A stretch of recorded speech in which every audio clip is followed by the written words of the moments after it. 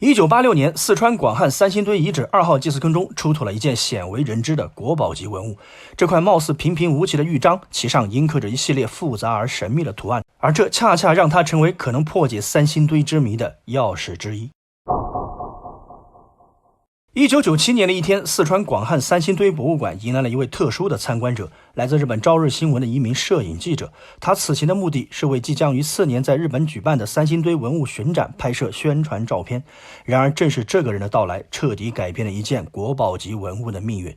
一开始的拍摄过程很顺利，但是当这个记者拍摄一件极其珍贵的玉章时，意外发生了。不知出于什么原因，该记者在拍摄这件藏品时，动作突然变得莽撞而粗鲁。他强行用手去摆弄玉章，结果将这件珍贵的文物摔落在地，玉章顿时断为了数节。现场工作人员彼时的心情可想而知，但据说那位肇事者当时却显得十分镇定。他声称自己只是一时失手，而并非故意摔碎玉章。但这次离奇的意外却疑点重重。其一是，这位肇事者在拍摄其他文物时都十分小心谨慎，为何唯独在拍摄玉章时突然变得粗心大意起来？其二，在打碎玉章后，此人并没有表现出应有的愧疚和不安，反而对那些碎片表现出浓烈的兴趣，并拍摄了大量照片。因此很多人怀疑这次意外事件似乎并非偶然，而更像是一场精心策划的阴谋。那么问题就来了，这件国宝级玉章究竟有什么特别之处？它的背后又可能隐藏了什么秘密呢？被打碎的那块玉章1986年出土于四川广汉三星堆遗址2号祭祀坑中，制作年代据考证为商代晚期的公元前1255年到前1200年之间，距今已经至少3000多年。这件玉章由闪石玉制成，呈现青灰色，形态犹如一把短刀，上端宽阔而下端狭窄，其尺寸为通常54.2厘米，上端的射宽8.8厘米，下端的底宽6厘米，厚度为0.8厘米。在玉章上印刻有2组几乎一模一样的图像，上下颠倒的分别刻在射部和底部。接下来就让我们细致地了解一下玉章上究竟镂刻了怎样的内容。粗略来看，每幅印刻的图案可以分为上下2部分，中间以 S 纹装饰图案隔开。如果更细致地来划分，被 S 纹隔开的2部分又各自可以分为上下2部分。为了方便叙述，我们这里将它们从上至下简称为第1到第4层。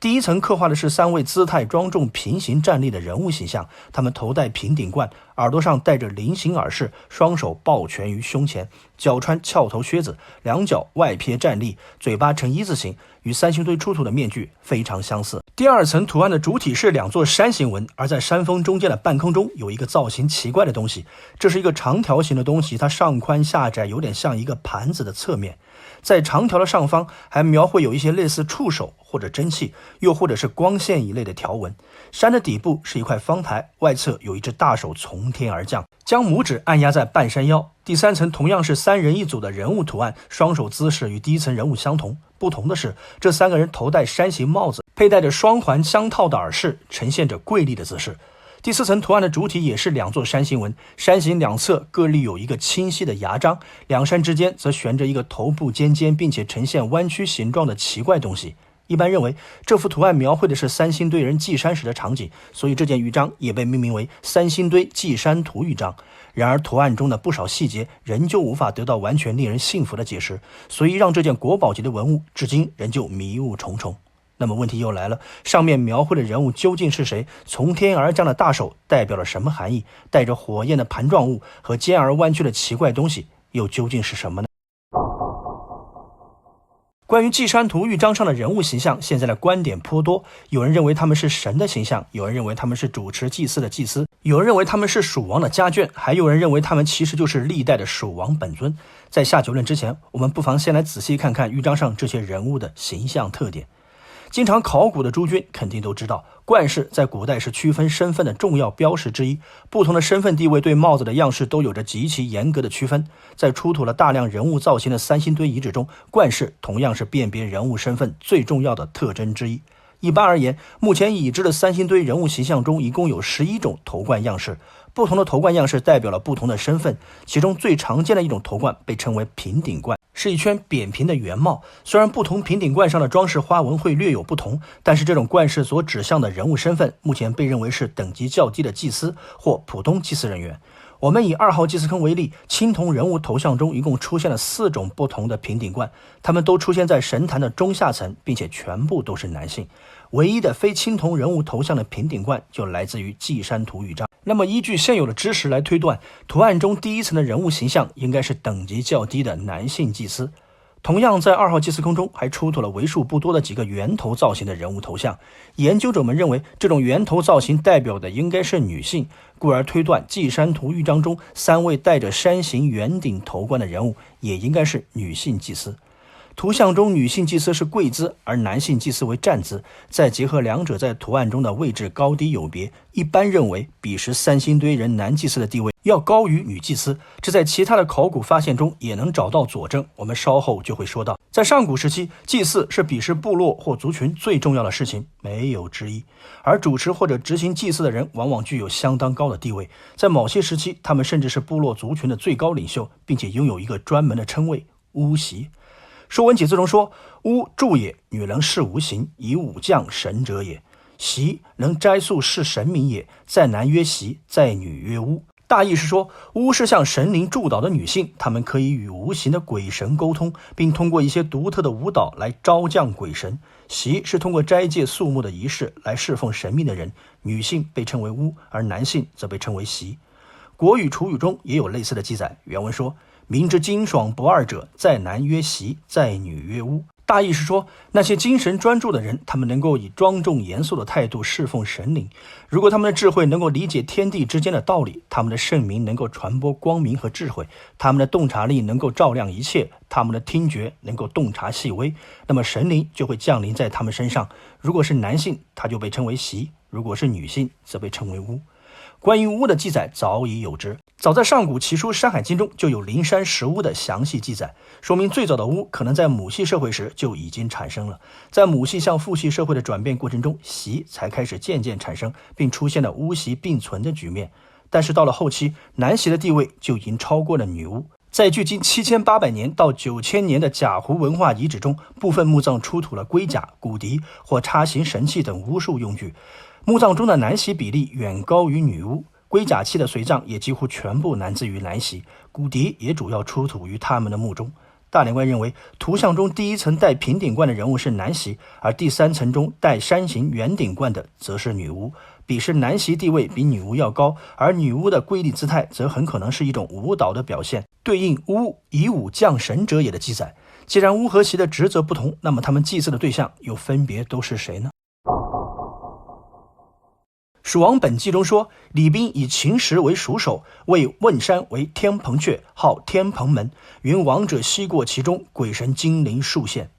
从主持修建了伟大水利工程都江堰的李斌，在担任蜀郡太守的时候，认为汶山就是传说中的天蓬阙，也被称为天蓬门。据说古蜀地逝者的亡魂都要经过这个地方回到他们祖先的发源地。蜀地民间甚至流传，在天蓬阙附近常常还能看到出没其间的鬼神精灵。所谓的天蓬阙，按照李斌所说，因位于现在的汶川玄口一带，还有一种说法认为是现在的四川彭州一带。不论如何，这2处地方都有一个共同的特点，那里2座山峰悚然对峙，就仿佛是2扇门一般，汹涌的岷江或者尖江从门中穿流而过，而这座门就是古蜀人心中的通天之门。说到这里，若我们再回看祭山图玉章上第2和第4层的山形图案，敢问诸君是否有一种豁然开朗的感觉？没错，这2座山峰所构成的很有可能就是古蜀传说中的通天之门。既然通天，那么在天门的另一端必然就是三星堆人祭祀的对象，祖先和神灵。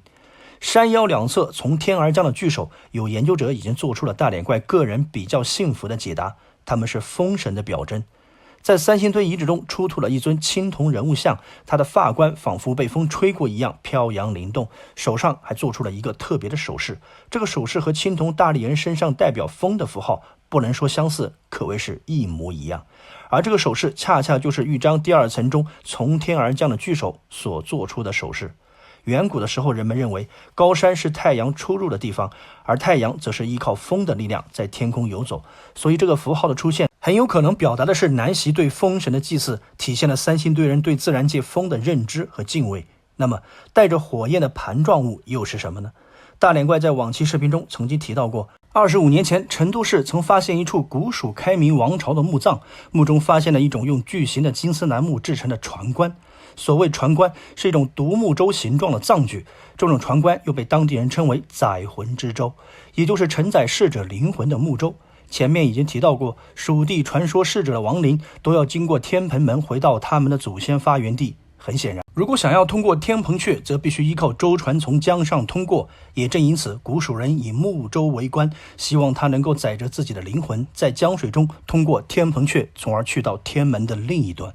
诸君发现没有，玉章图案中的那个盘状物是不是更像一艘船棺的侧面？而上方的几缕线条，隐约就是乘坐在载魂之舟上的人呢？这个图案有没有可能表达的是南袭对祖先亡魂的祭祀呢？图案第4层的那个奇怪东西非常像一根弯曲的象牙。周礼秋官中有这么一段关于象牙的记载，原文的大意是说，负责驱除水中害虫的胡捉氏会使用一种用火烧过的土制成的鼓，以及将烧热石头扔进水里以驱赶水虫。如果想要消除水神的作祟，他们会有一种特殊的方法，将母固木和象牙交叉制成一个十字形的器物，然后把它沉入水中，这样可以消灭水神的神力，即使原本充满水的深渊也会干涸后变成山林。无独有偶，在彝族创世史诗《阿西的先机》里，象牙被赋予了更为神奇的力量，支撑起天地以及锁住能够引发地震的魔雨。可以相信的是，象牙对于三星堆人来说是一种极其重要的祭祀物品。遗址中出土的大量完整象牙也能够说明这一点。虽然我们现在还尚且不知象牙在三星堆人的信仰中究竟发挥怎样的神力，但是它的神圣性和重要性是不言而喻的。而这个谜底将随着三星堆遗址的不断发掘，终有一天会被揭开。当我们不断走进三星堆，就会发现这个神秘的古蜀文化遗址绝非外来文明，更不是什么外星文明。每当我们仔细寻找时，总能在其中找到来自华夏文明的基因。对了，视频开头提到的那个离奇的意外，坊间流传一种说法，认为这次意外其实是日本国的一个神秘组织策划的阴谋，他们打碎稷山图玉章，以图获得其中的秘密。而那位肇事的摄影记者，据说最后也神秘失踪了。不论这些流传是真是假，那些居心叵测的人可能永远也无法找到他们想要的答案。喜欢上古神话故事的朋友们，可以关注我的上古神话那些事系列文章和视频。我是只说自己观点的大脸怪，谢谢您的观看，下期再见。